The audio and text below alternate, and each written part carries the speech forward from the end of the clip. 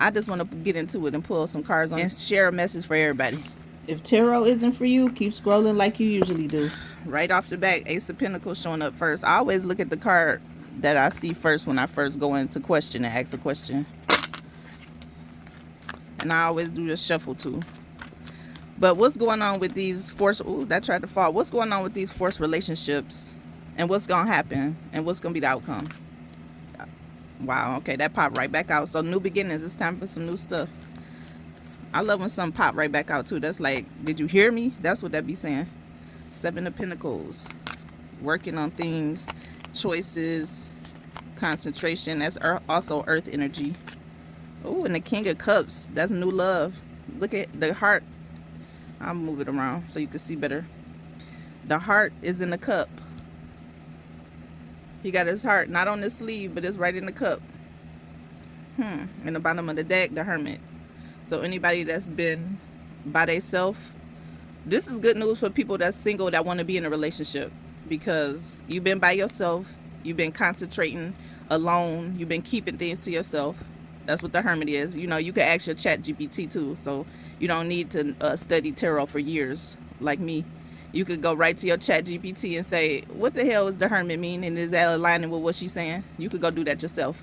But I'm telling you right now, this is introspection, being alone, spending time alone. This is new beginnings. And the Ace cards are also gifts from the universe, directly from the universe. Look at this hand coming up, just offering you something. It's something new.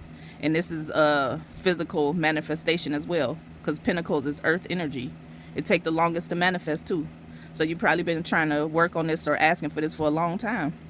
Seven of Pentacles. You see she pregnant here? So something that, whew, I had to hold back my tears. And I don't give nan fucks about being emotional. You know, I used to not cry at some point. I thought it was something wrong with people around me that used to cry. And the whole time I was just backed the fuck up. I didn't cry at all. And it wasn't an act. You know, everybody who don't cry, that's not an act. Some people is just backed the fuck up. I just told you, I literally thought it was something wrong with people that could just bust out crying at any minute. I thought they had a problem. Anyway, Seven of Pentacles, she's pregnant.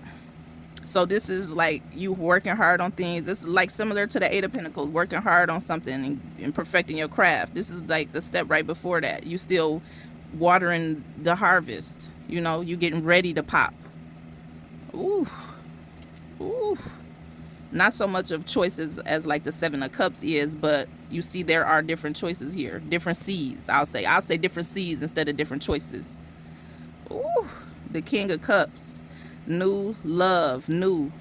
The King of Cups also represents like wholeness of the heart. Like you could be one, but you still have your heart to give if you want to. You have a person that might be coming in, and it's not always just a person. It could be anything coming in that's going to represent love in the way that you want it, because you've been working on this by yourself.